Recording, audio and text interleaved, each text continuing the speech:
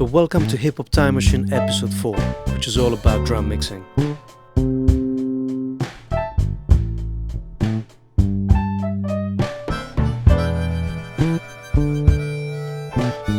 Taking the drums recorded 2 weeks ago, I'm going to try and mix them using minimal techniques and an old school sound.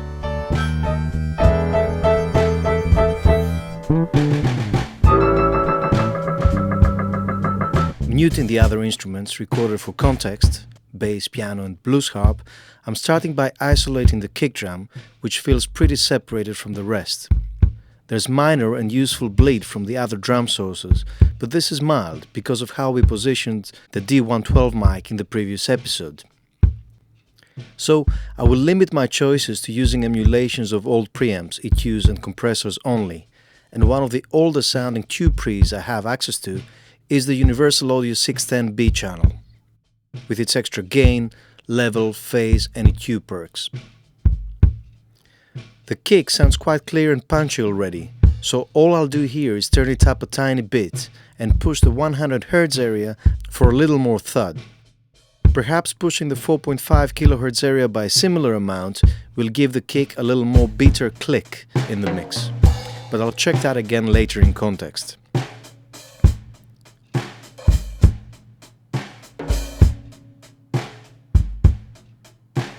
Moving on to the overhead channel, which is the most important for our old school experiment, I'll bring up the same preamp channel emulation, adding quite a little bit of air at 10,000 Hz, but also pulling away some mud from the 200 Hz area.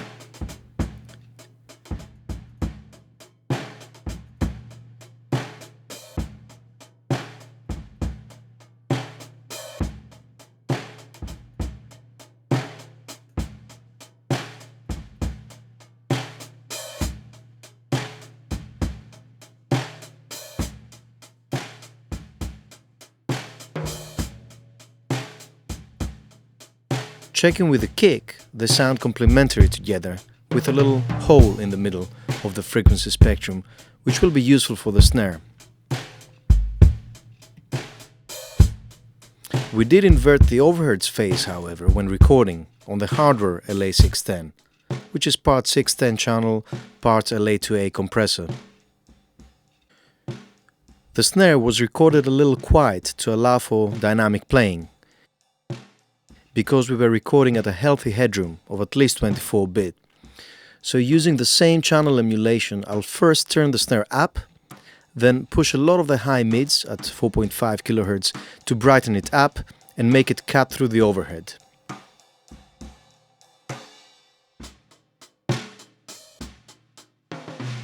I'll also push a bit of the low mids at 200 Hz to give it more body. Remember, this is the area we cut on the overhead channel, so my EQing across the individual drum elements is always focusing on different frequency bands to create a sort of healthy jigsaw of frequencies. This EQ style of separation of sources is necessary, particularly when not using gates, helping with definition and clarity. In episode 3, we spent quite a bit of time getting the snares close to totally in or out of phase with the overhead, but came up against the compromises of healthy distance from the source and the resulting room ambience. I had to go for a close enough result, but here we have the chance to move the waveform ever so slightly for perfect phase. You may notice that the sound gets a lot more full when in phase, which is the best kind of EQ.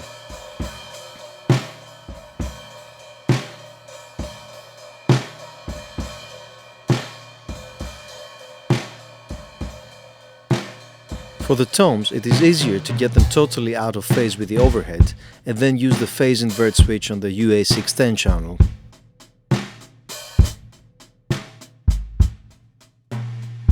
In the absence of gates, toms are notorious for ringing, resonating in sympathy with the rest of the kit, so I'll take away some of the kick-inspired rumble at 100 Hz, push them up a tiny bit in level and give them some skin presence at 7K.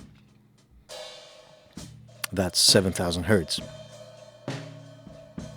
Again, this is complementary to all my other drum EQs, trying not to push in the same frequency areas, but to also pull away in areas which have been highlighted on other drum sounds.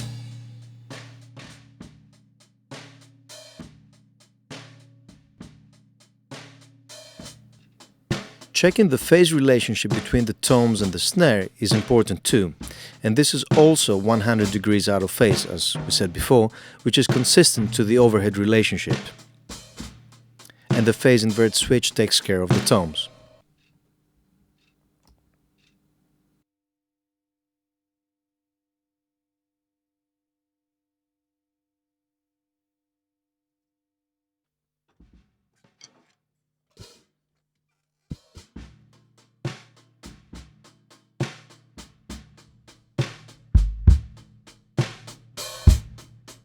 This is a good time to bring in the bass, piano and blues harp to check the drum EQs and levels in context.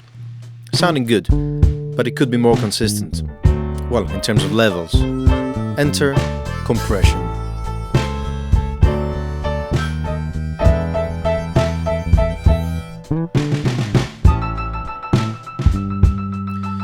There are many different ways to apply drum compression, but here I'll stay close to my late 50s paradigm and go for the Teletronics LA2.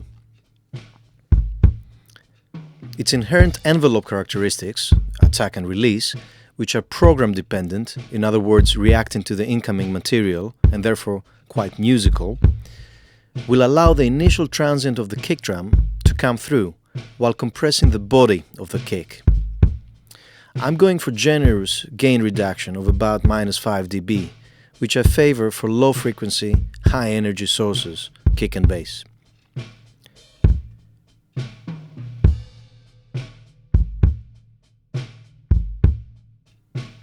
Using the same compressor on the overhead, I'm going for milder compression. A, because the overhead mic was already compressed slightly on the hardware LA610 when tracking, and B, because I don't want to squash the top pen here and lose the cymbal clarity.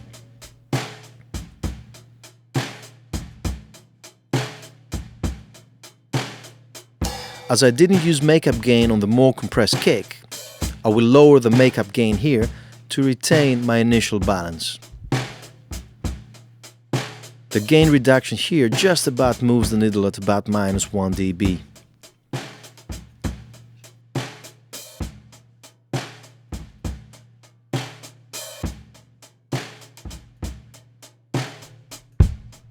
Moving on to the snare, I'm going to exaggerate things a little bit here.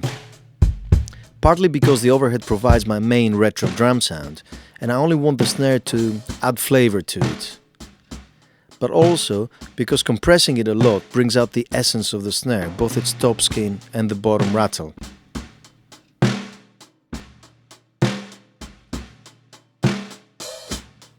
This may compromise the top end of the snare a little bit, but we have this coming from the overheads.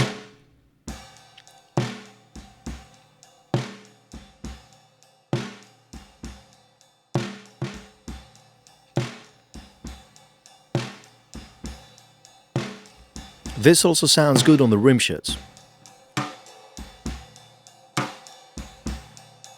Checking with the overhead channel, it really complements it, but I'll check again later in context, and bass always helps these decisions.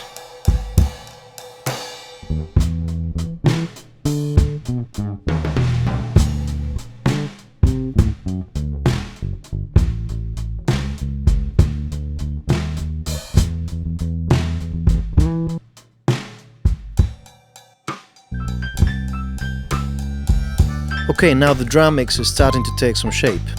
Let's work on the toms.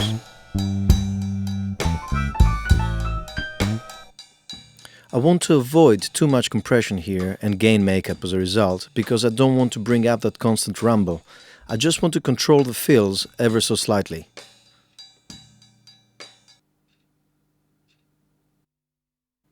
Let me roll the tape again. Let me look for a tom fill. Here we go.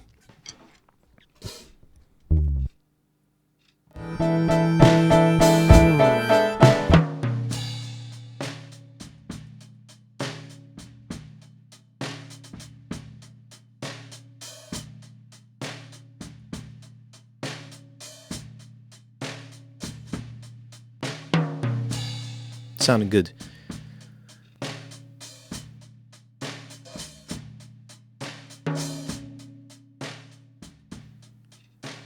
Let's hear it in context.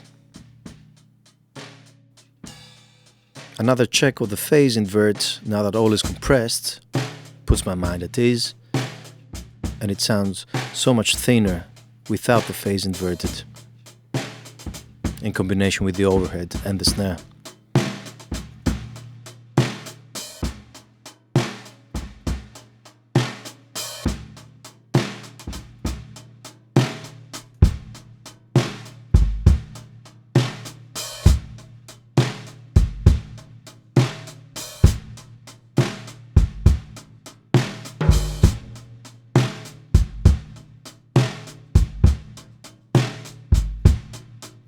Okay, sounding cool and convincingly retro, importantly also working well with the other instruments.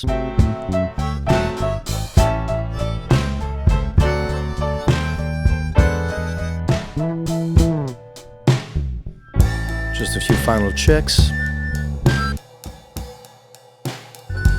We're going to work on the other instruments in the forthcoming episode.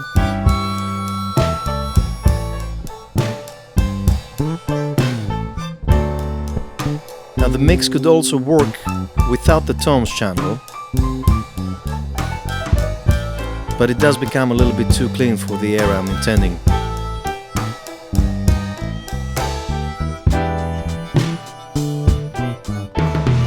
Anyway, the mix is far from finished though. Two important characteristics missing from the mix are space and glue. The drum booth used for the recording is very small, and apart from the overhead, everything is quite close-mic'd. In forthcoming episodes, I will work on these two aspects to complete the mix, both via emulation, but also the use of a homemade echo chamber. We'll also explore parallel processing techniques for the drums, and look at the recording and mixing of the bass, piano and blues harp. See you next time.